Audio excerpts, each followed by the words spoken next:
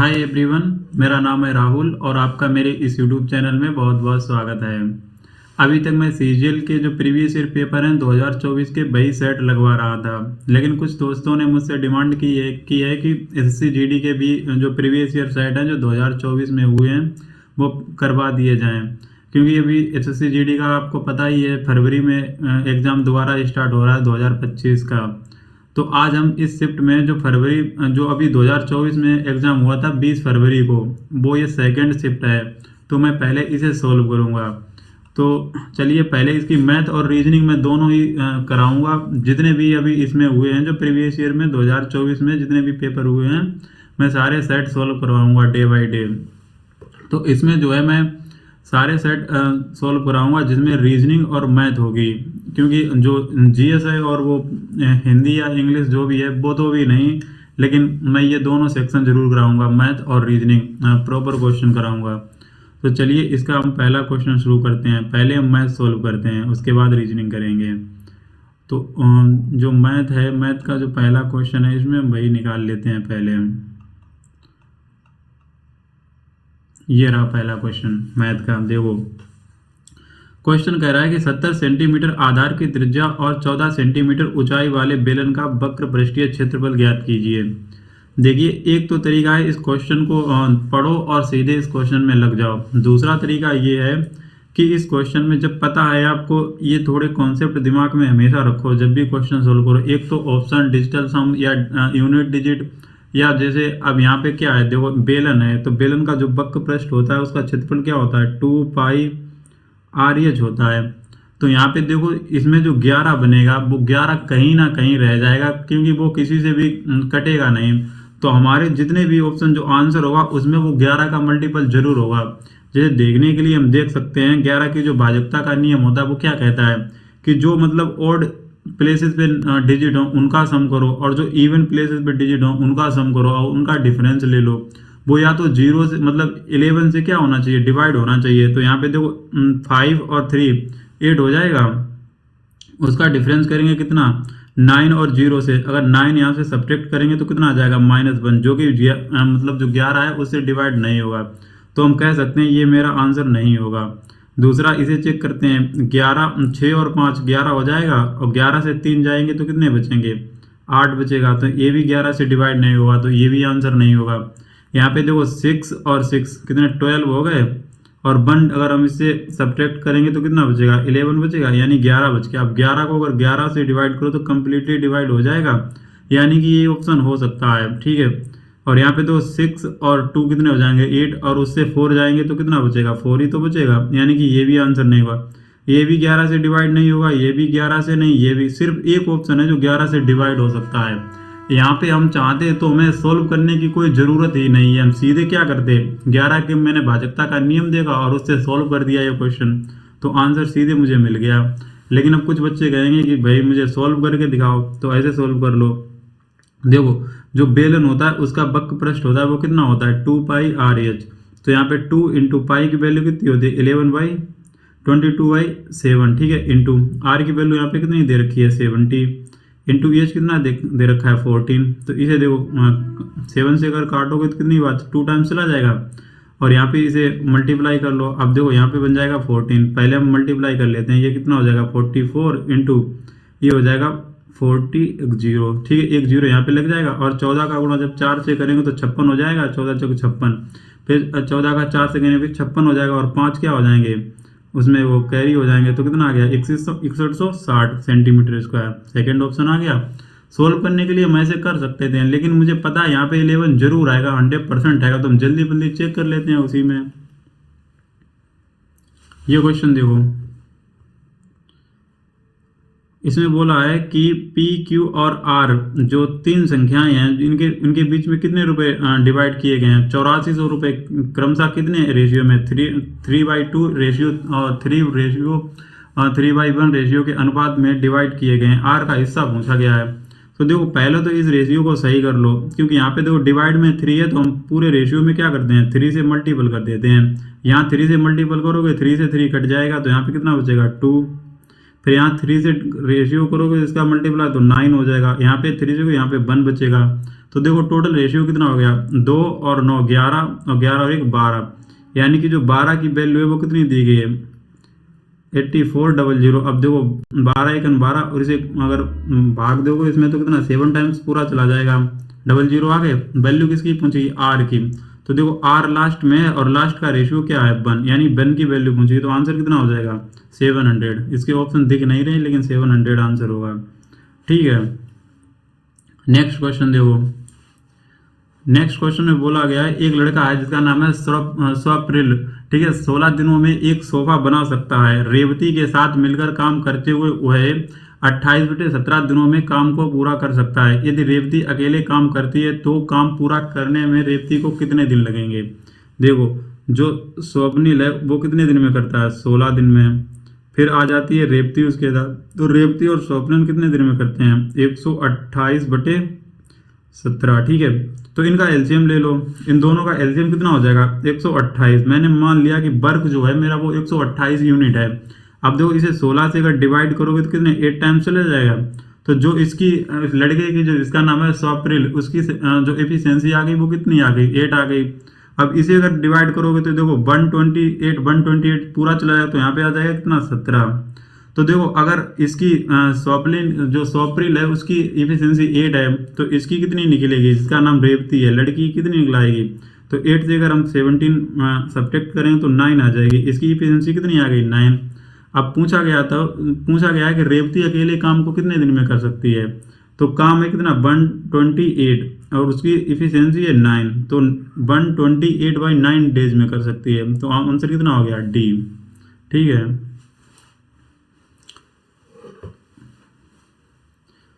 देखो ये क्वेश्चन है। अब 72 क्या लिखा, 72 जिल्द साज 720 पुस्तकों की जिल्द बंदी जो है 22 दिनों में कर सकते हैं। तो 12 दिनों में 660 पुस्तकों की जिल्दबाजी करने के लिए कितने जिल्द साजों की आवश्यकता होगी। कैसे कैसे तो ये वर्ड है। तो देखो इस क्वेश्चन को करने के लिए हम क्या करते हैं, मेरे पास देखो 72 चाहिए, वो हैं जो वर्क करते हैं, एक तरह से वर्कर मान लो, वो कितने दिन में कर सकते हैं 22। ये फार्मूला याद रखो, देखो जितने मैन हो और जितने डेज लगे या हावर्स हो तो इसमें हावर्स का भी मल्टीप्लाई कर देते हैं। वर्क वो कितना करते हैं 720, तो 720 को हमेशा डिवाइड में रखो, जितना वर्क हो उसे डिवाइड में रखो, वो इक्वल हो जाएगा किसके, 12 दिन में कोई वर्क करना है और मैन पता करने हैं, तो कितने मैन वो यहाँ लगा दो, और डिवाइड में कितना आ जाएगा, जो वर्क उन्हें करना है कितना करना है 660। तो देखो एक जीरो से जीरो कट जाएगी, इधर 12 से काटो तो 2 बार कट जाएगा, उधर 6 से काटो 2 बार, नीचे काटोगे तो 11 बार। ठीक है, इधर देखो ये 72 से 72 बार कट गया। ठीक है, और यहाँ पे देखो 2 से काटोगे ये कितने 11 टाइम्स चला जाएगा, तो एम जो इक्वल आ जाएगा 11 × 11 यानी कि 121। जो मैन हमें चाहिए जो वर्क करने के लिए वो 121 चाहिए, तो ये आंसर हो जाएगा। इन क्वेश्चन में कुछ भी नहीं है, बहुत सिंपल क्वेश्चन है ये, जीडी का सेट। देखो एक व्यापारी अपने सामान को क्रय मूल्य से 50% अधिक पर अंकित करता है और फिर 20% की छूट देता है। देखो मैं बता दूं पहले ही, अभी तक मैं सीजीएल के मॉक लगवा रहा हूं, उसमें ऐसे क्वेश्चन आते हैं वो थोड़े कैलकुलेटिव होते हैं, बट जीडी में कोई भी ऐसा क्वेश्चन लगभग नहीं आता जिसमें तुम कैलकुलेशन में फंस जाओ। देखो यहाँ पे ऐसे क्वेश्चन है, सीधे मान लो मैंने मान ली कोई 100% व्यापारी अपने क्रय मूल्य को 50% अधिक पर अंकित करता है, तो मैंने मान ली मेरा जो सीपी है वो कितना है 100 रुपये। अगर वो 50% पे अधिक करता है यानी कि उसने कितने की होगी 150 की। देखो फिर करता अंकित उसने कर दी 150 की, अब 20% की छूट देता है। अब भाई बताओ अगर इस पर 20% की छूट दी जाए यानी कि 20% की फ्रैक्शन वैल्यू क्या होती है बताओ, 1/5, यानी कि अगर कोई चीज़ 5 रुपए की थी उसने 1 की छूट दे दी यानी कि उसने कितने की दी होगी 4/5 की बेची होगी। फिर तो इसका निकाल दो कितना 4/5 निकाल लो। ठीक है, अगर इधर करोगे 3 टाइम्स यानी 30 हो जाएगा, और 4 × 30 करोगे कितना आ जाएगा 120। तो उसमें क्या पूछा, छूट देने के बाद व्यापारी को कितने प्रतिशत का लाभ हुआ। देखो कोई चीज़ उसकी 100 की थी और उसने बेच कितने की थी 120 की, तो 20 रुपये का लाभ लिया। अब 100 पे लिया तो 100 कहाँ हो जाएगा डिवाइड में इंटू 100, तो 100 से 100 कट हो जाएंगे, कितना बचेगा 20%। ठीक है, तो आंसर कितना हो गया 20%, तो ये वाला आंसर हो गया। ये क्वेश्चन देखो कह रहा है कि 0.1 का स्क्वायर। अब भाई बताओ 0.1 का स्क्वायर करोगे तो कितना आ जाएगा, 0.01 हो जाएगा। ठीक है, अब इसका स्क्वायर कर लो तो इसका स्क्वायर कितना आ जाएगा, 0 पॉइंट, अभी देखो डबल डिजिट है, पॉइंट के बाद कितने हैं, डबल डिजिट और इसका भी स्क्वायर है तो 4 डिजिट हो जाएंगे। तो यहाँ पे 3 मुझे 0 लेने पड़ेंगे पहले से ही, फिर 1, बस इन्हें ऐड कर दो। तो यहाँ पे 0 नहीं लगा लो, 1 0, ये कितना हो जाएगा 1। ठीक है, ये कितना हो जाएगा 1 0। ठीक है, 0 1 0 और इसका स्क्वायर करो तो कितना हो जाएगा, और यहाँ पे एक आ जाएगा क्या 0। तो ये वाला हो गया आंसर कि नहीं हो गया। ठीक है, तो एक वस्तु का अंकित मूल्य उसके क्रय मूल्य से 60% अधिक है। अंकित मूल्य क्रय यानी कि उसकी सीपी और एमआरपी। ठीक है, मैंने मान ली सीपी 100 है, अब 60% अधिक है तो 100 का 60% निकालो कितना आ जाएगा 60। तो 60% अधिक यानी कि उसने कर दी 160 रुपये अंकित कर दिया उस पर। फिर बोलता है यदि उस पर 20% की छूट दी जाती है, अभी लगाया इस पर 20% की छूट का मतलब क्या होता है 4/5। अब इसे 5 से डिवाइड करो कितने 32 बार चला जाएगा। मल्टीप्लाई करोगे, अब देखो मल्टीप्लाई करोगे 4 का तो 30 चौके कितने होते हैं 120 और 8 इसमें और है तो 128 हो जाएगा। तो देखो कितने 28 रुपये का उसे मिल रहा है लाभ, कितना मिल रहा है 28 रुपये का। छूट देने के बाद कितना लाभ मिला 28% का।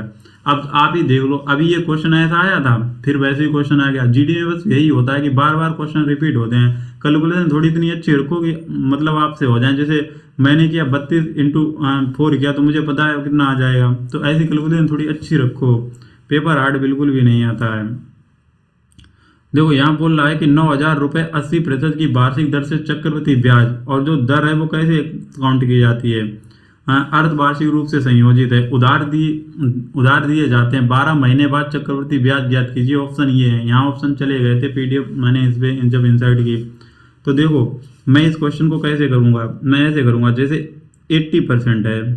अब पढ़ा तो होगा सबने, जब अर्धवार्षिक मतलब जब हाफियरली ब्याज काउंट करते हैं तो क्या करते हैं, परसेंट जो होती है वो हाफ हो जाती है, यानी कि 80 जो है कितने में चेंज हो जाएगी 40 में, 40% में हो जाएगी।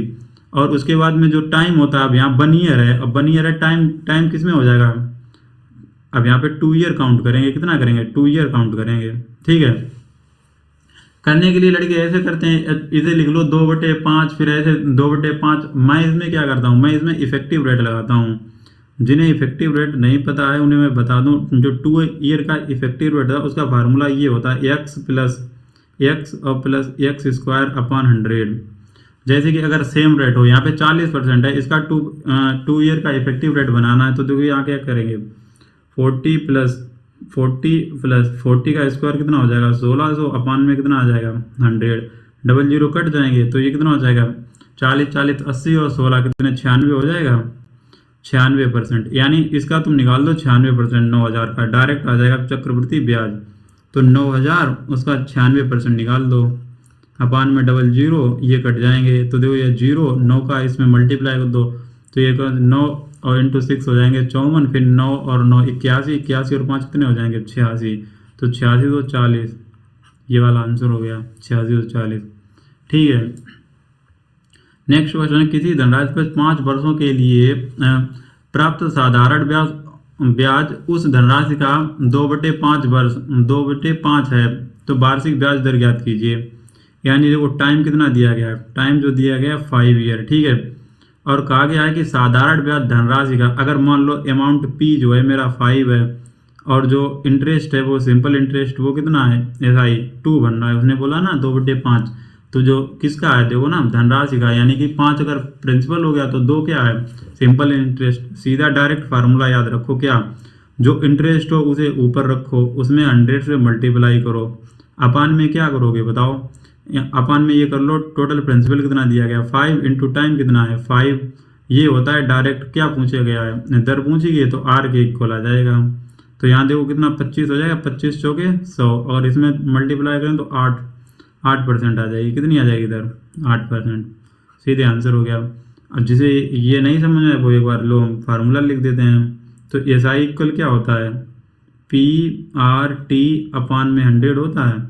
तो यहाँ से तो R निकालनी थी तो R निकाल लो, 100 का इधर गुणा होगा तो SI इंटू 100 हो जाएगा, अपान में क्या हो जाएगा P इंटू टी। तो भाई तो मैंने किया था, देखो पी कितनी है 5 और टी कितनी है 5। ऊपर देखो क्या आया था एस आई यहाँ पे 2 था और 100 क्या था वो 100 मैंने मल्टीप्लाई किया था, तो आर की वैल्यू निकल आई 8%। क्वेश्चन देखो, नेक्स्ट क्वेश्चन है 5 संख्याओं का औसत है, एवरेज है 5 नंबर्स का, कितना है 32। ठीक है, एक संख्या हटा दी जाती है तो औसत कितना बन जाता है 28। अब 5 संख्याएं थी, अब एक संख्या हटाएगी तो 4 संख्याएं रहेगी और औसत इतना रहेगा, तो हटाएगी संख्या ज्ञात करो। देखो एक तो तरीका है ऐसे कर लो, फिर इसे सब्ट्रैक्ट कर दो, आ जाएगी। देखो अभी मैंने किया था, अगर इसमें करोगे तो कितना हो जाएगा 160 हो जाएगा ये, और इधर कर लो तो देखो ये कितना हो जाएगा 4 अट्ठे 32 और 4 दूनी 8, 8 और 3 11। तो यहाँ से सब्ट्रैक्ट करोगे कितना आ जाएगा 48। इन सवालों में बताओ क्या है, कुछ भी नहीं है। ठीक है, देखो विद्यार्थियों की वह अधिकतम संख्या ज्ञात कीजिए जिनके लिए यहाँ पे कितना दिया 1003 चॉकलेट और 2703 कैंडी इस प्रकार बांटी जा सकती हैं कि प्रत्येक विद्यार्थी को प्रत्येक कैंडी और चॉकलेट की समान संख्या मिले। तो इस क्वेश्चन में कुछ नहीं करना होता, इसका क्या लेना होता है, इसका सिर्फ मासा निकालना होता है। क्या निकालना होता है मासा। ऐसे क्वेश्चन में जब समान संख्या मिल जाए मतलब, तो देखो मासा का मतलब क्या होता है, जो नंबर इसे डिवाइड कर दे। अगर 33 से डिवाइड करना हो, 33 में क्या 3 आता है इंटू 11 आता है, तो ये नंबर 11 या वो 33 मतलब 3 दोनों से डिवाइड होना चाहिए। तो 3 से कोई भी नंबर डिवाइड होता है, डिजिटल सम पता करो। तो इसका देखो डिजिटल सम कितना है 4, तो ये 3 से डिवाइड नहीं होगा। इसका डिजिटल सम कितना है 9, 3 ये हो जाएगा, लेकिन ये नहीं होगा, तो इसलिए ये तो हो ही नहीं सकता आंसर।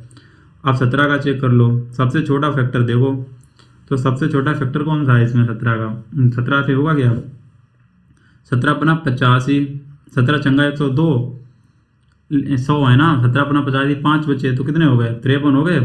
तो यहाँ पे 17 नेमा 153, तो ये 17 से डिवाइड होता है। ठीक है, इसके बाद में इसे करो 17 से, तो 17 एकम 17, फिर 10 बचे, 17 अपना 85, फिर यहाँ पे देखो 15 बचे, तो हो गए 17, 17 नेमा 153, 159 बार चला जाएगा। तो आंसर कौन सा हो जाएगा 17 हो जाएगा, क्योंकि इसमें देखना होगा हमें मासा कौन से नंबर से मिल रहा है, जो 17 है दोनों में है, कॉमन है, तो इसलिए आंसर हो जाएगा। ठीक है, क्वेश्चन ये आ जाओ, 3 नोटबुक और 6 पेन, एक पेन का मूल्य जो है 3000 रुपये है। फिर आगे बोलता है उतने ही पैसों से एक व्यक्ति ने एक नोटबुक और 12 पेन खरीद सकता है। यदि राजू 15 पेन खरीदता है तो उसे कितना भुगतान करना होगा। देखो इस क्वेश्चन में क्या बोल रहा है कि 3 नोटबुक, ठीक है, और प्लस 6 पेन, टोटल कितने के मिलते हैं 3000 के। उसने बोला है आगे क्वेश्चन में उतने ही पैसों से, मतलब कि 3000 पैसों से। ठीक है, एक व्यक्ति जो है, एक व्यक्ति एक नोटबुक और 12 पेन, तो नोटबुक कितनी खरीदता है, एक नोटबुक खरीदता है और 12 पेन खरीदता है इतने ही पैसों से। अब बताओ यहाँ से क्या नोटबुक या पेन नहीं निकाल सकते हो, तो क्या करो नोटबुक या पेन निकालने के लिए यहाँ कर दो 2 से मल्टीप्लाई। ठीक है, इधर माइनस माइनस माइनस।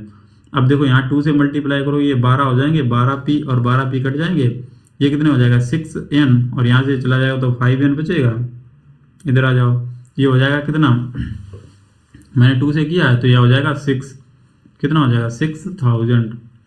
6 से ये 3 जाएगा तो कितना बचेगा, 6 से ये 3 जाएगा तो 3 बच जाएगा।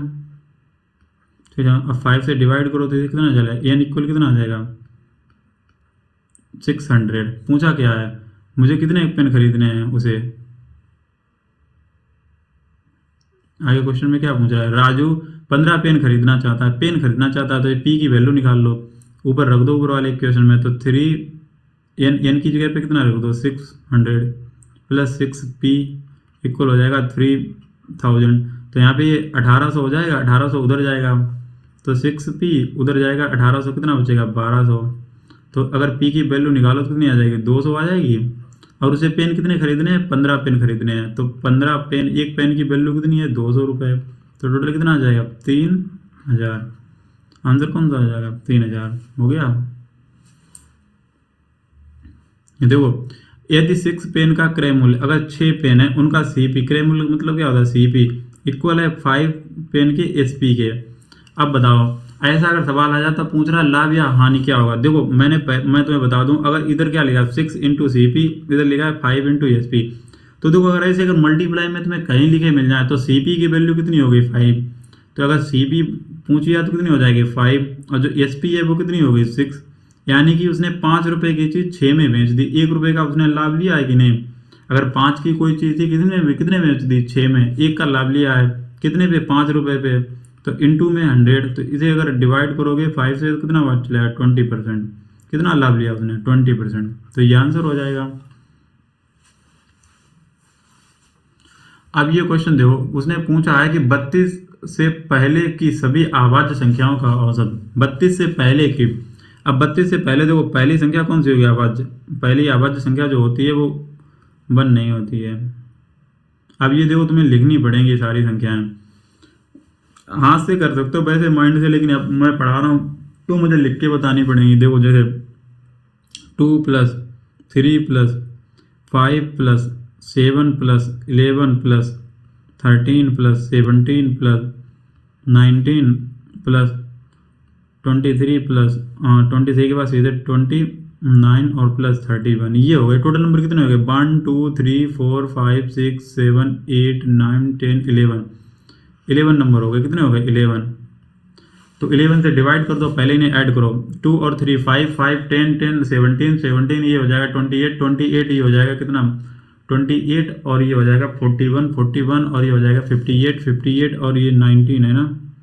अगर इसे दे देंगे कितना 19 को 1 दे देंगे तो 58 से 77, ये हो जाएगा कितना 77, और उसमें 23 और जोड़ो 100 हो जाएंगे 100, और 160 कितने हो गए 160। डिवाइड करेंगे 11 से, तो देखो मुझे पता है अगर मैं 11 से डिवाइड करूँ तो 11 1 11 हो जाएगा। यहाँ पे कितना बचा, यानी कि 5, तो 5 बचा, 11 चौक 44, यानी 14 दशमलव में देखो एक ऑप्शन है। एक ऑप्शन और था वो भी 14 नहीं था, मैंने लिखा नहीं क्योंकि यहाँ मिट के बार बार क्या लिखूँ। तो 14.54 इसका आंसर बन जाएगा। तो इसे मैं ऐसे लगा सकते हैं, ठीक है। अब देखो दो संख्याओं का गुणनफल कितना है 720, और उनका मासापा दिया है 400। तो इन संख्याओं का लघुत्तम समापवर्त ज्ञात कीजिए, यानी एलसीएम ज्ञात कीजिए। देखो इसका जो फार्मूला होता है कि अगर मान लो दो नंबर ए और बी हैं, ठीक है, तो वो इक्वल होते हैं। एक तो उनका होता है लासा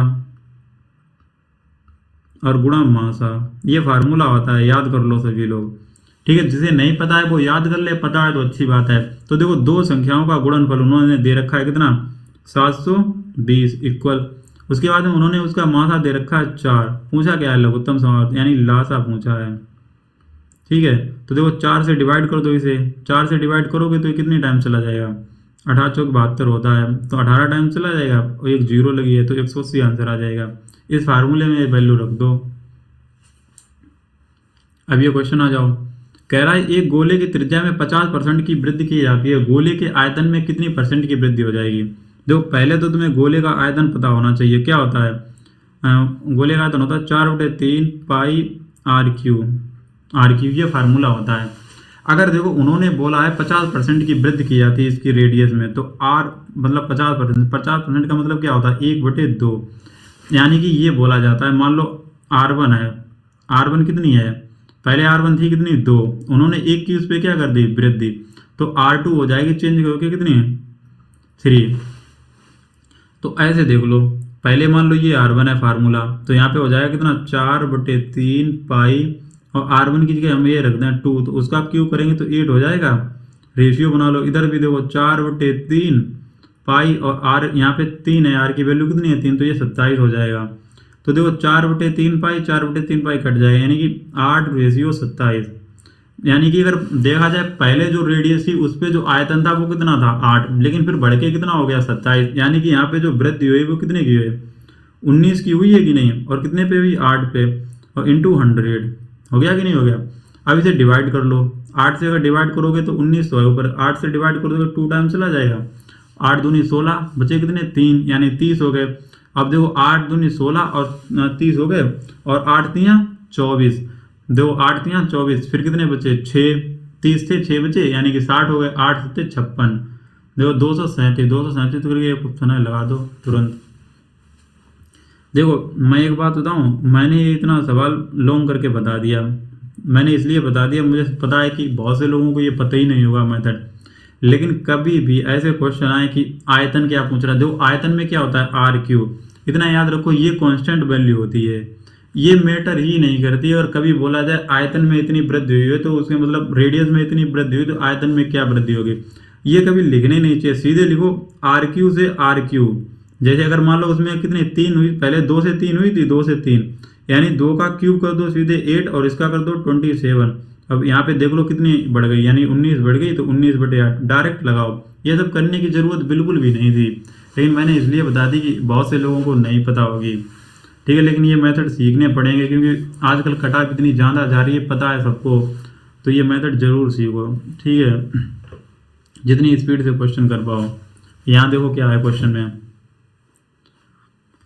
क्वेश्चन कह रहा है 384 मीटर लंबी एक रेलगाड़ी एक बिजली के खंभे को इतने सेकंड में पार करती है। आप बताओ 384 मीटर रेलगाड़ी अगर 12 सेकंड में पार करती है तो उसकी स्पीड निकल आएगी रेलगाड़ी। मान लो पहली रेलगाड़ी B1, तो देखो 12 से काटो, 12 3 36 तो 12 दूनी 24, तो B1 इक्वल कितना आ गया 32। आगे पूछ रहा है विपरीत दिशा में यात्रा कर रही समान लंबाई की दूसरी रेलगाड़ी को भी 12 सेकंड में पार करती है। तो बताओ अगर वो बोल रहा है विपरीत दिशा से अगर कोई रेलगाड़ी आएंगी तो क्या होगी, इनकी चालें जुड़ जाएंगी तो B1 प्लस B2 हो जाएगी।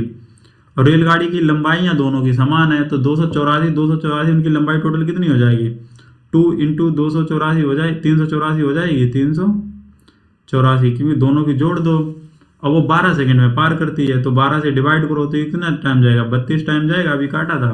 तो B1 की दी गई है 32 और प्लस B2 कितना हो जाएगा, पूछा गया है, तो ये कितना हो जाएगा 64, 32 दूना 64, तो B2 भी कितनी निकलाएगी, अगर 32 ऊपर जाएगा तो 32 ही बचेगा 64 से, तो 32 मीटर पर सेकेंड। ये हो गया क्या आंसर। ठीक है, नेक्स्ट क्वेश्चन देखो।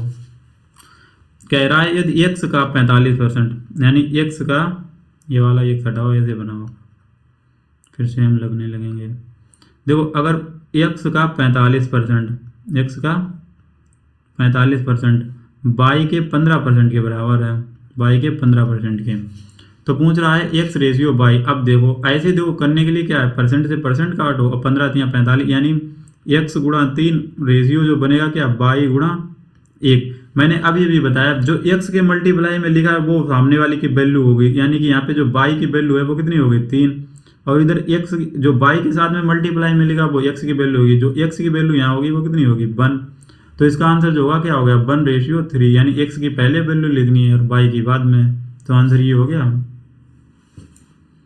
नेक्स्ट देखो, एक मेज का क्रय मूल्य जो है वो है 6875 रुपये। यदि लाभ 25% है तो मेज का जो पूछा गया क्या क्रय मूल्य होता है, विक्रय मूल्य सॉरी ये दिया, यानी SP इक्वल दिया गया कितना 6875, और कह रहा है लाभ प्रतिशत कितना है 25%, यानी 25% लाभ मिला है, कितना 25%। 25% का मतलब क्या होता है 1/4, यानी कि कोई चीज़ 4 रुपये की थी, 1 लाभ मिला है, तो ये इस SP का उन्हें 4 रुपये की चीज़ कितने में बेची होगी 5 में, यानी उसका जो SP है वो कितना है 5। वही जो क्वेश्चन में कितना दिया गया 6875, तो यहाँ से डिवाइड करो 1 की वैल्यू निकाल लो, 5 एकन 5 और यहाँ पे 1 बचा 5 3 15, फिर 3 बचे 37 हो गए, 5 7 35 और 5 25। अब क्रय मूल्य पूछा गया, क्रय मूल्य कितना है 4, तो 4 से मल्टीप्लाई कर दो, 4 की वैल्यू 4 पंचे 20 और 4 7 28 30 और 4 3 12 12 3 15 और 4 एकम 4 4 और 1 5, 5500 रुपये। कितने आ गए 5500 रुपये, ये आंसर हो जाएगा।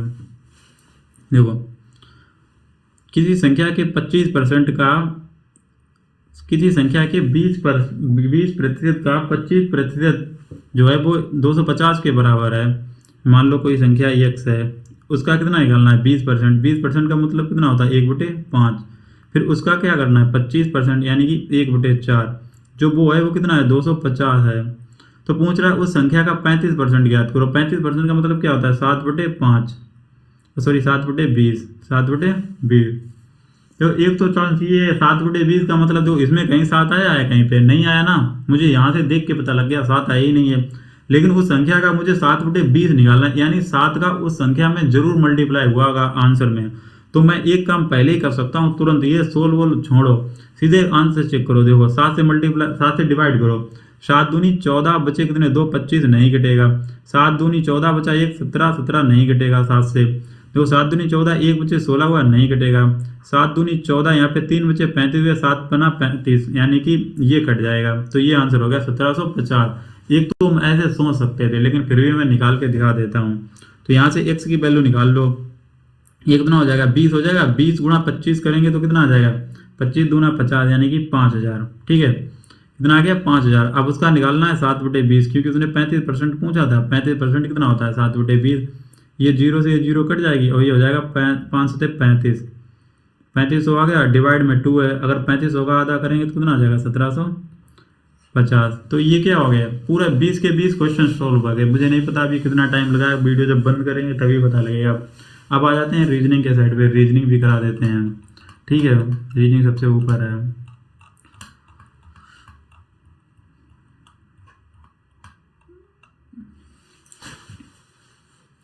तो ये पहला क्वेश्चन है, चींटी, ये लिखा है क्या लिखा है, बामी और बतख जो है वो तालाब में रहती है, ऐसे घोड़ा कहाँ रहता है, घोड़ा रहता है अस्तबल में। ठीक है, ये ऐसे क्वेश्चन था, थोड़ा रिलेटेड था। कोई भी मतलब इसमें वो दिया गया है एनिमल वो कहाँ कहाँ रहते हैं। जैसे बतख रहती है तालाब में, चींटी जहाँ रहती है उसे बोलते हैं बावी, और इसे घोड़ा जहाँ रहता है उसे क्या बोलते हैं, अस्तबल। तो इसका आंसर क्या हो जाएगा, अस्तबल। ठीक है, ऐसे क्वेश्चन काफ़ी आते हैं, ये क्वेश्चन करके जाना जब टेस्ट में जाना। ठीक है, इसमें क्वेश्चन में बोल रहा है कि ए जो है वो बी का पिता है, ए जो है बी का पिता, यानी बी यहाँ ले लो और ए बी का पिता है, तो और ए को ऊपर ले लो। जिसका जेंडर मिल जाए उस पर प्लस लगाओ, जो मेल हो उस पर प्लस लगाओ, जो फीमेल हो उस पर माइनस लगा लो। लेकिन अभी बी का मुझे पता ही नहीं, तो बी को छोड़ो। कहा गया है जो बी है वो सी का भाई है, सी का भाई है बी। अगर बी भाई बन गया तो यहाँ क्या लगेगा, प्लस। अब भाई बहन है ये, मतलब भाई भाई है या भाई बहन, तो इनके बीच में भी प्लस लगा लो, इनका रिलेशन दिखाने के लिए, मतलब ये सेम रिलेशन के हैं, भाई बहन या भाई भाई हैं। आगे तो क्या बोला गया, सी जो है डी का पति है। अब देखो डी का पति है, अगर पति कब होगा, जब ये प्लस होगा, और डी अगर डी का पति है यानी कि ये फीमेल हो जाएगी। तो यहाँ अब इनके बीच में इक्वल लगा लो, क्योंकि ये इक्वल रिलेशन में है। मैं ऐसे सोल्व करता हूँ। ठीक है, डी जो है ई की बहन है, डी जो है ई की बहन है, ये इसकी बहन है, तो यहाँ प्लस लगा लो, ये भाई बहन हो गए बीच में। अब भाई बहन या बहन बहन आगे पता लगेगा।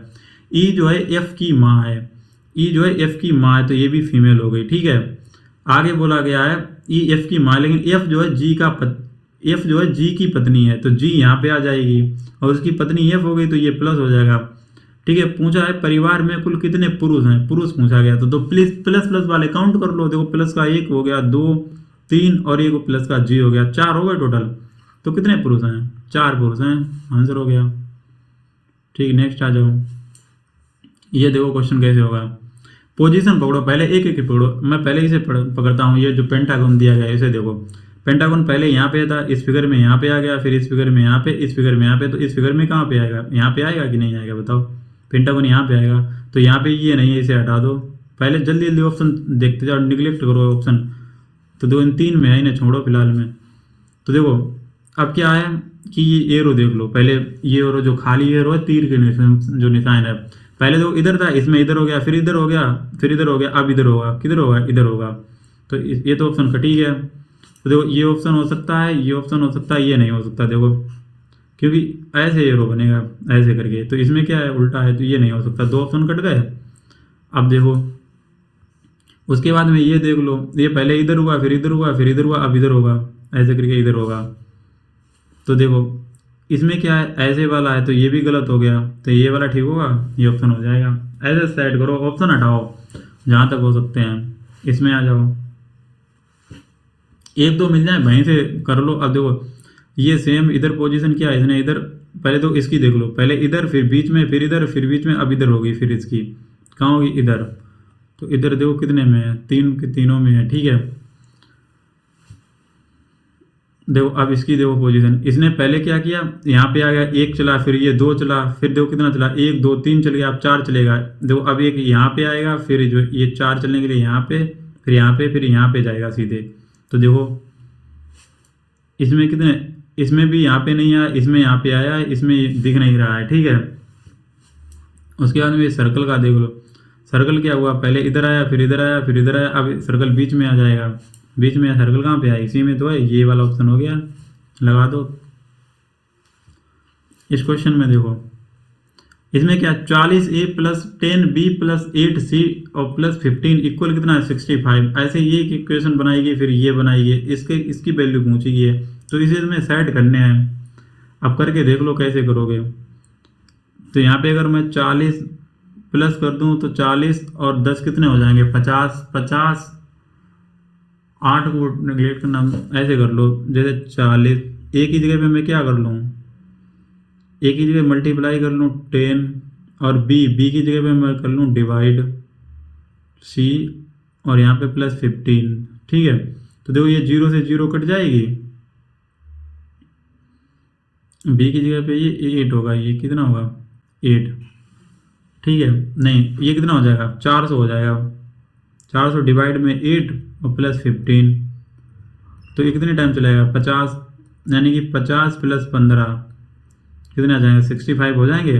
तो यानी एक ही जगह मुझे करना है मल्टीप्लाई, तो यहाँ पे 7 एक ही जगह कर दो मल्टीप्लाई, और 9 और बी की जगह पे क्या करना किया था मैंने डिवाइड, तो यहाँ पे बी की जगह कर दो डिवाइड, फिर देखो 3 और सी की जगह पे क्या किया था ऐड, तो यहाँ पे ऐड कर दो 8 ऐड कर दो, तो देखो ये कितना हो जाएगा, अगर यहाँ करेंगे 7 इंटू 9 डिवाइड में आ जाएगा 3, 3 से अगर इसे डिवाइड करो तो कितना 3 टाइम चला जाएगा, तो ये 21 और प्लस 8, 21 प्लस 8 कितना हो जाएगा 29, 29 हो जाएगा इसका आंसर। इसमें अपने आप से चिन्ह मतलब वो रखो सिंबल, कहीं ऐड करके देखो प्लस करे तो जल्दी जल्दी करो, ये माइंड में जो सेटिस्फाइड कर जाए वही सिंबल रखो, इसमें वैसे ही कर लो।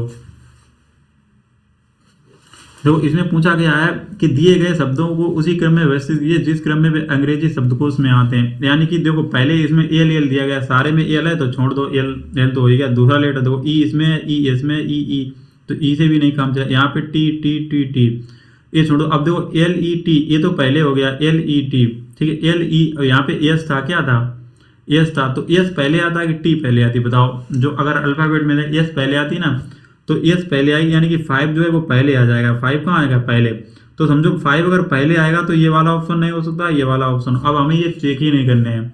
उसके बाद में देखो इन्हें कंपेयर किया करो, सोल्व मत करो पहले पूरे बनाने लग गए, नहीं पहले बस ऐसे ही करो। देखो पहले ही मिल गया मुझे 5 मिल गया, पहले 5 आएगा तो 5 इसमें मैंने ले लिया, तो 2 ऑप्शन काट दो, इन्हें देखने ही नहीं है बिल्कुल भी। उसके बाद देखो इसमें 5 है, 5 है, 1 है, 1 है, छोड़ दो। अब देखो 4 और 2 कंपेयर करो, पूरे मत देखो लेटर, यहाँ ये जितने भी वर्ड लिखे हैं इन्हें पूरे को देखना ही नहीं है, सिर्फ किन्हें देखने हैं। देखो यहाँ 1 है वो मुझे छेड़ ही नहीं थे, उन्हें छोड़ो, उन्हें मुझे देखने ही नहीं। यहाँ देखो 4 पहले आया, यहाँ 2 आया, अब मुझे 4 और 2 में कंपेयर करना है, इसमें देखना है मैं कौन सा पहले देख सकता हूँ। ठीक है, कौन जो पहले आएगा वही ऑप्शन लगा दो। यहाँ पे जैसे 2 है, देखो एल ई टी, और 2 में क्या है एल ई टी एच, इसमें भी एच है, फिर इसमें ए, फिर ए, इसमें भी, इसमें आर है और इसमें एल है। अब बताओ इसमें आर है पहले, फिर इसमें एल है, तो बताओ अल्फाबेट में आर पहले आता कि एल पहले आता, एल आता ना, तो 4 वाला ऑप्शन हो जाएगा, तो ये वाला आंसर हो गया समझो। ये वाला क्यों नहीं हुआ कि इसमें आर आया, ए के बाद क्या आया आर, इसमें ए के बाद एल आया, तो अल्फाबेट में भी पहले जो अल्फाबेट में आर और एल में कंपैरिजन किया जाए तो एल पहले आएगा, तो ये क्या हो जाएगा आंसर, तो 4 वाला हो गया। ठीक है, नेक्स्ट क्वेश्चन। अब देखो ये क्वेश्चन आ गया, ये क्वेश्चन है फिटिंग अरेंजमेंट का। मैं पहले ही बता दूं अगर ऐसे क्वेश्चन आते हैं इतने बड़े बड़े क्वेश्चन, तो इनमें क्या करो, अगर ऐसे टफ क्वेश्चन आ जाए बातों में थोड़ा नर्वस फील हो जाए तो ऐसे क्वेश्चन को पहले अटेम्प्ट में छोड़ दो, अगर टाइम बचे तो इन्हें लगाओ। पहले अटेम्प्ट में मतलब जरूरी है कि छोड़ दो, छोड़ दोगे तो ये हो जाएगा पेपर तुम्हारा अच्छे से हैंडल हो जाएगा पूरा। इसमें बोला गया है कि 8 व्यक्ति रीना, कविता, रमन, रमेश, रोहित जो है और मोनिका, प्रिया एक वर्गाकार मेज के चारों ओर इस प्रकार बैठे हैं कि 2 व्यक्ति प्रत्येक भुजाओं पर बैठे हैं, यानी कि एक ऐसे मेज है वर्गाकार मेज, ऐसे 2 व्यक्ति भुजाओं पर बैठे हैं, यानी कि 1 2 ऐसे बैठे हैं वो लोग।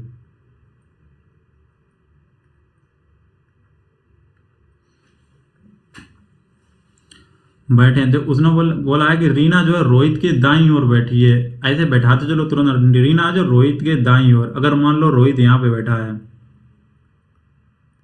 तो रीना कहाँ बैठेगी, रीना यहीं तो बैठेगी, रोहित के दाईं ओर इधर ही तो बैठेगी।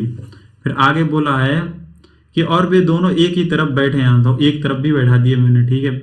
मोनिका उस व्यक्ति के सम्मुख बैठी है जो कविता की दाईं ओर से दूसरे स्थान पर बैठा है। कविता के दाईं ओर, देखो दायां इधर चलेंगे और बायां इधर चलेंगे, याद रखो, बायां और दायां इधर चला जाता है, ठीक है। नीचे अगर हम ऐसे घूमेंगे तो मतलब दायां, और अगर हम क्लॉकवाइज घूमेंगे तो उसे बायां बोलते हैं, ठीक है, लेफ्ट साइड से।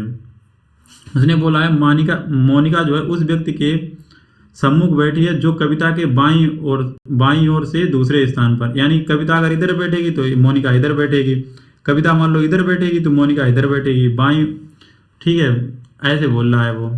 मोनिका उस व्यक्ति के सम्मुख बैठी है जो कविता के बाईं ओर से दूसरे स्थान पर, बाईं ओर से दूसरे स्थान पर बैठा है। तो मोनिका जो है रीना की दाईं ओर से चौथे स्थान पर बैठी है। तो लगा लो यहाँ से, देखो रीना रोहित के ठीक दाईं ओर बैठी है और वे दोनों एक ही तरफ से बैठे हैं। फिर बोला है उसने कि जो मोनिका है उस व्यक्ति की ओर सम्मुख बैठी है जो कविता के बाईं ओर से दूसरे स्थान पर, कविता के बाईं ओर से दूसरे स्थान पर। कविता मान लो अगर यहाँ बैठा दो कविता को, कविता, तो इसका बाईं ओर 1 2 ये हो गया रोहित। तो रोहित उसके सम्मुख कौन बैठेगी, ये बैठेगी, इसका क्या नाम बताया था अभी, मोनिका। मोनिका उस व्यक्ति के सम्मुख बैठेगी, मोनिका को यहाँ बिठाना पड़ेगा। थोड़ा आगे और क्वेश्चन पढ़ो। मोनिका जो है रीना की दाईं ओर से चौथे स्थान पर, रीना ये बैठी है उसके दाईं ओर से चौथे स्थान पर बैठी है। तो क्या बैठी है, जैसे ही दाईं ओर, देखो दाईं मैंने बोला ना, दायां इधर होगा, तो 1 2 3 4, हाँ, तो रीना के दाईं ओर मोनिका बैठी है, ठीक है। विकास और उमेश के बीच में दो व्यक्ति बैठे हैं, विकास और उमेश के बीच में दो व्यक्ति बैठे हैं। अगर विकास और उमेश यहाँ बैठेंगे तो इधर 3 हो जाएंगे, तो जाहिर सी बात है वो किधर बैठेंगे, एक यहाँ पे बैठेगा, एक यहाँ बैठा लो, ठीक है। विकास और उमेश के बीच में दो व्यक्ति बैठे हैं और बोला गया जब वे केवल एक तरफ से गिना, एक ही तरफ से गिन सकते हैं। और देखो उमेश जो है रोहित के आसन्न बैठा है, उमेश जो है रोहित के आसन्न बैठा है। मान लो उमेश यहाँ पे बैठा है, ठीक है, तो रोहित के आसन यानी कि रोहित यहाँ पे बैठना पड़ेगा, रोहित को उसकी आसन मतलब पास में, ठीक है। विकास और उसने बोला था उमेश और विकास के बीच में दो व्यक्ति, तो उमेश को यहाँ बिठा दो, ठीक है। ये क्वेश्चन थोड़े टफ हो जाते हैं, उमेश को यहाँ पे बैठा दो, ठीक है।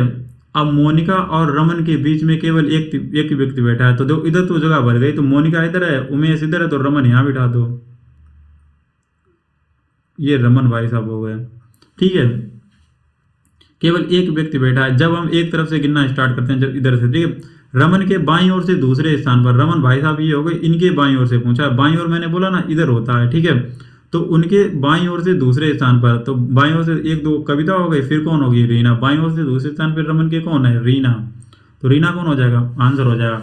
मैंने फिर एक बार बता दूं, ऐसे क्वेश्चन जब आते हैं या तो इनकी इतनी प्रैक्टिस करके जाओ कि गलत ना हो, पता लग जाता है कि मैं ये क्वेश्चन अभी कर पाऊंगा या नहीं तो इसे सबसे लास्ट में करो ऐसे क्वेश्चन को, क्योंकि अगर एक दो बार ये गलत हो गए ना बीच में तो बहुत माइंड जो है अपसेट हो जाएगा तुम्हारा। तो इसका ऑप्शन जो थे मिट गए, तो मैंने लिख लिया इसे उससे, ठीक है। देखो ये क्वेश्चन है, ये क्वेश्चन जो होते हैं इसमें क्या होता है, हम पेयर बनाते हैं, 4 4 5 5 लेटर के जितने लेटर होते हैं उसमें से 4 5 छांटते हैं, उनकी एक ही बार वो मतलब सीरीज बनाते हैं, बार बार वही लेटर रिपीट होते हैं।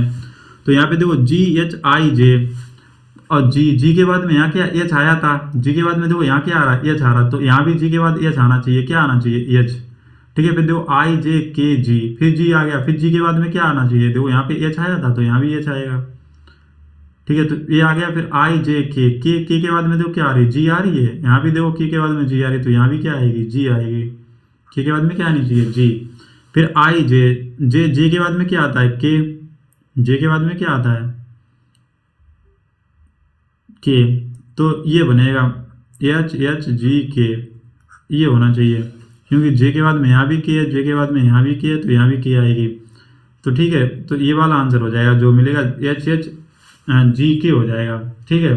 ये सीरीज रिपीट होगी, क्या GHIJK, फिर GHIJK, फिर GHIJK, फिर होगी GHIJK, फिर GHIJK, ये सीरीज रिपीट होगी।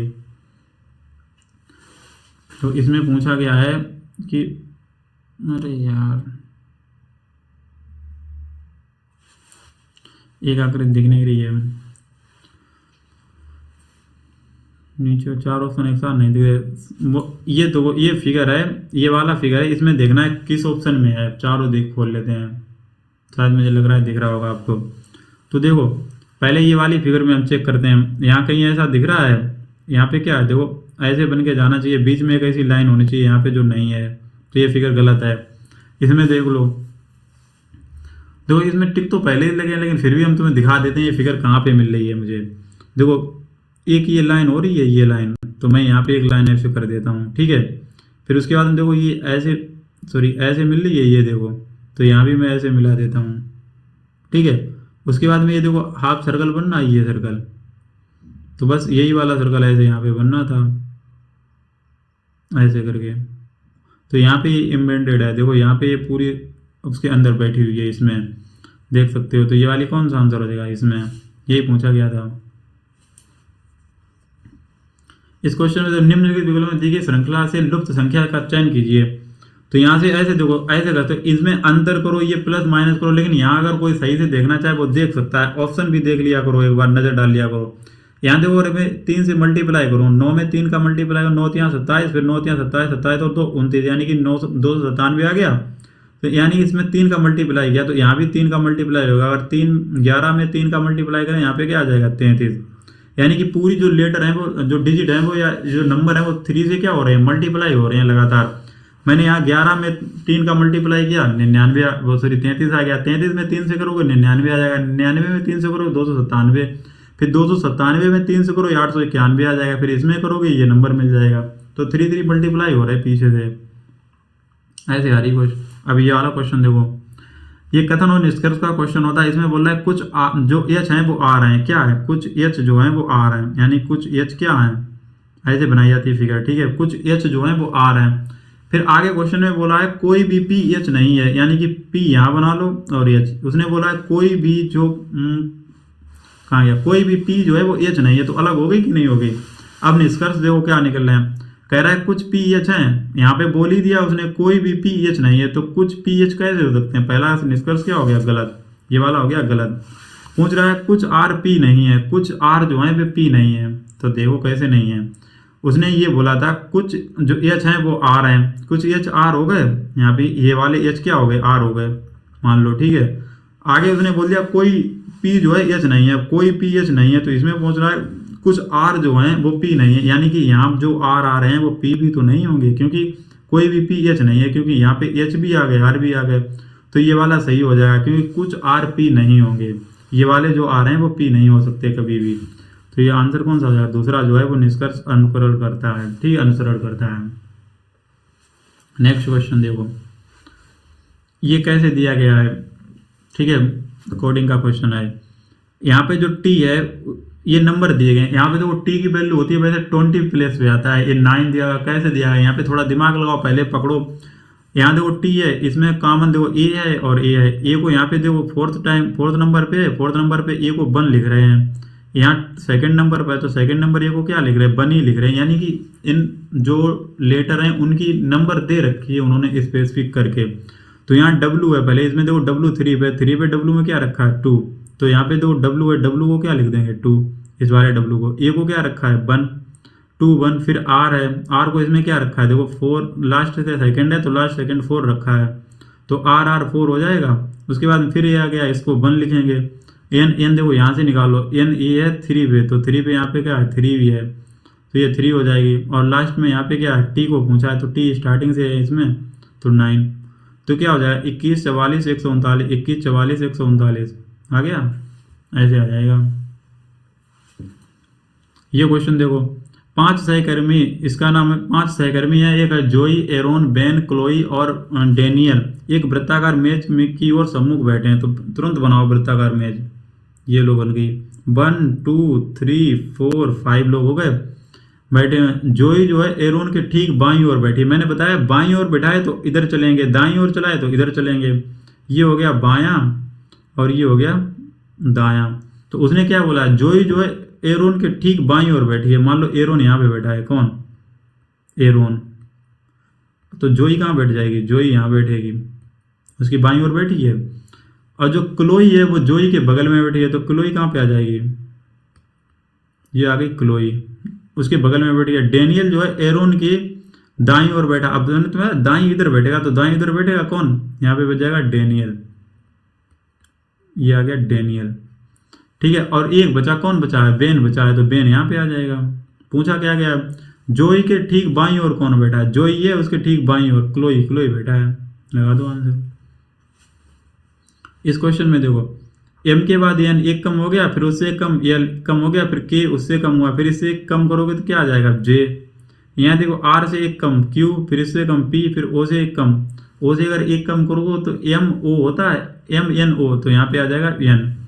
ठीक, देखो t से एक कम, फिर उससे एक कम, फिर q से एक कम करो तो यहाँ पे आ जाएगी p, तो j n p आंसर होगा इसका। ठीक है,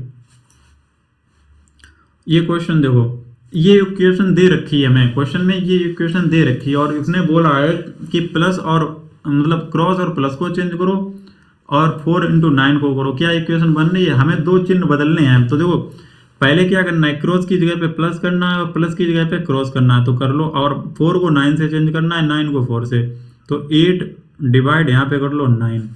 ठीक है, क्रॉस में यहाँ पे +6 आ जाएगा। अब देखो, और हमें बन लाना है। अब कोई बच्चे अगर जिन्हें थोड़ी अच्छी नॉलेज होगी वो पहले ही बता देंगे कि यहाँ पे डिवाइड है, डिवाइड 8 को अगर 9 से डिवाइड करेंगे कभी भी इंटीजर वैल्यू नहीं आएगी, तो ये वाला आंसर हो ही नहीं सकता है। ऐसे सोच लो, क्योंकि 8 जो है वो 9 से डिवाइड ही नहीं होगा, तो आंसर कैसे इंटीजर में आ सकता है, बन कैसे आ जाएगा।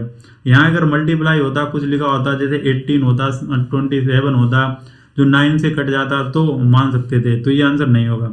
इस पे आ जाओ, प्लस को क्रॉस से भाग और 4 और 6 को चेंज कर दो, तो 8 डिवाइड यहाँ पे 6 हो जाएगा, और क्रॉस की जगह पे कितना आ जाएगा, प्लस यहाँ पे 6 आ जाएगा। फिर देखो यहाँ भी वही बात बन गई, 8 को डिवाइड 6 से करो, कंप्लीट डिवाइड होगा क्या, तो ये वाला भी आंसर नहीं होगा, तो इसे भी हटा दो।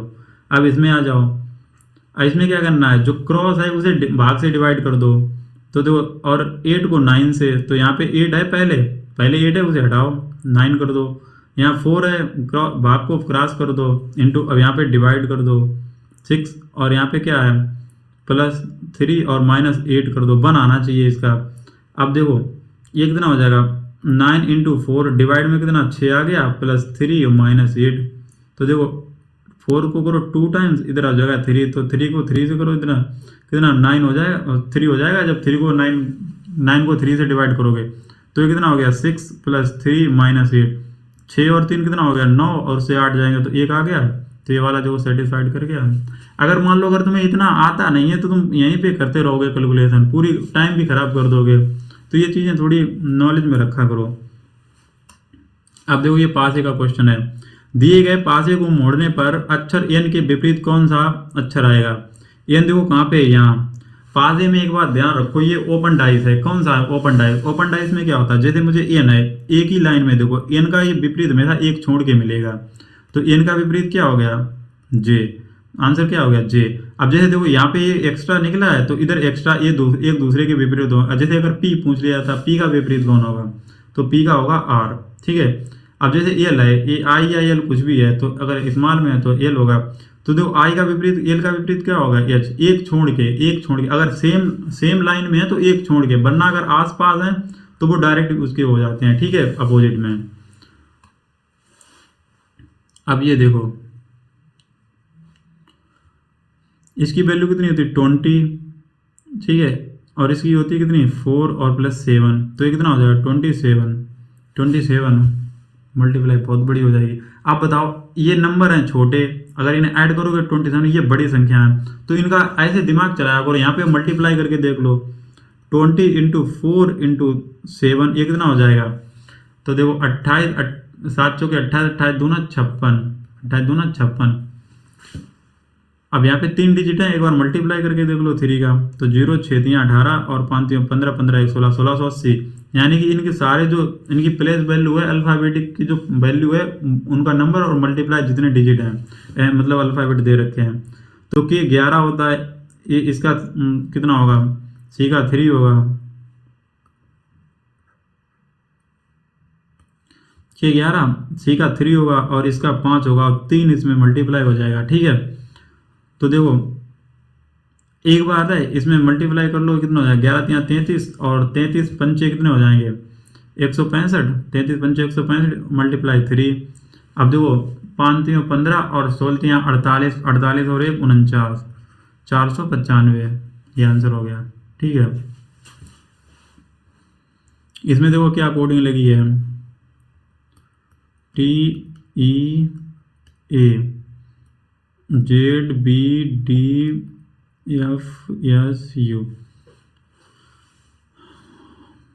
देखो क्या लगी है, टी इससे 7 ज़्यादा, यस से कम हो गए।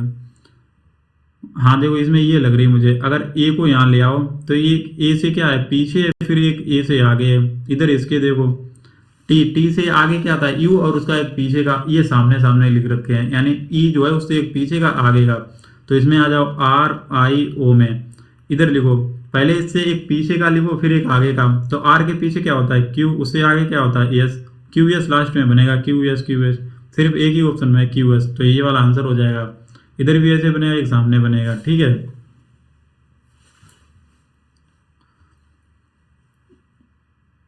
क्या है 0 1 5 4 30, ये हो जाएगा। इनका डिफरेंस लो कितना हो जाएगा, 0 1 1 हो जाएगा, 5 से बन जाएगा तो 4, यहाँ 9 और यहाँ कितना हो जाएगा 16, यानी ये 1 का स्क्वायर है, ये 2 का स्क्वायर है, ये 3 का स्क्वायर है, ये 4 का स्क्वायर है, तो यहाँ कितना आना चाहिए 5 का स्क्वायर है 25, तो 30 + 25 कितना हो जाएंगे 55, तो ये आंसर हो जाएगा। ऐसे क्वेश्चन में हम क्या करते हैं, पहले उनका डिफरेंस ले लो, मल्टीप्लाई करके देखो, ये अपनी तरफ से करना पड़ता है, इनमें बहुत प्रैक्टिस करनी पड़ती है। ये चैप्टर पढ़ो अच्छे से और इन पर प्रैक्टिस करो करने के लिए। अब देखो एक एम्बेडेड फिगर वाला आ गया, कौन सी, ये वाली जो फिगर इन ऑप्शन में देखनी है किसमें छुपी हुई है, देख लो। यहाँ पे क्या बनना है, देखो ये स्क्वायर बनना है, ये स्क्वायर बन रहा है कि नहीं बन रहा है, इसमें कहीं पे तुम्हें स्क्वायर दिख रहा है बताओ, कहीं पे स्क्वायर दिख रहा है तो ये ऑप्शन हो ही नहीं सकता। यहाँ देखो ये कि स्क्वायर, ये तो दिख रहा है, ये बन गया स्क्वायर, ये भी है, लेकिन ये वाली लाइन नहीं है यहाँ पे, और कहीं स्क्वायर ही ऐसा नहीं बनना जो कट कर रहा हो, तो ये भी आंसर नहीं है। इसमें आ जाओ, देखो इसमें देखो ये वाला, देखो यहाँ पे देखो, अरे सॉरी, ये और ये बीच की लाइन होगी, और ये एक लाइन देखो ये वाली जा रही है, ये जा रही चाहिए, दोनों में से जो भी थोड़ी अंदर है ये वाली होगी बीच वाली, तो ये फिगर देखो इसमें मिल रही है, ठीक है। देखो ये हुआ है पूरा सेट, रीजनिंग और मैथ का मैंने पूरा सेट सोल्व कर दिया है। अगर आपको ये वीडियो पसंद आई है तो प्लीज़ ये मतलब मेरे चैनल को सब्सक्राइब कर लो, और अपने ऐसे दोस्तों को भेजो जो अभी SSC GD की तैयारी कर रहे हैं। मैं अपने मतलब इस YouTube चैनल पे जितने भी 2024 में SSC GD के पेपर हुए हैं, 2024 में फरवरी में जो भी हुए थे, मैं उन सबका सॉल्यूशन कराऊंगा, मैथ और रीजनिंग का। आज हो सकता है कुछ मुझसे गलतियां हुई हो या मैंने कुछ अच्छा ना समझा पाया हो, बट मैं कोशिश करूंगा और अच्छे से वीडियो को बनाऊँ। तो इसीलिए मैं आपसे एक बार रिक्वेस्ट करूंगा कि मेरे चैनल को सब्सक्राइब कर लो और लाइक और कमेंट एक प्यारा सा छोड़ो। जो भी अगर दिक्कत भी लगी, जो अगर अच्छा समझा नहीं पाया या कहीं भी ऐसा लगा कि भैया आपने मतलब एक्सप्लेन नहीं किया अच्छे से, मतलब मैं कभी कभी सोच लेता हूँ कि ये शायद वो चीज़ें हर बच्चे को आती हों, बट ऐसा आपको लगा है तो आप एक कमेंट में ज़रूर बोलें जो आपको प्रॉब्लम लगी हो। लेकिन ये मेरे वीडियो को शेयर करो, इससे क्या होगी ना, अभी मेरे यूट्यूब चैनल पे कम सब्सक्राइबर हैं, तो मेरी वीडियो जो है अच्छे अच्छे बच्चों के पास रीच नहीं हो पाती है। तो मैं चाहता हूँ कि आप ऐसे बच्चों को शेयर करें जो जिन्हें इन वीडियो की नीड है मतलब। तो चलिए धन्यवाद, और कल मैं एक और सेट कराऊंगा, रोज़ ही एक सेट मैं डालूंगा सुबह मॉर्निंग में, ठीक है।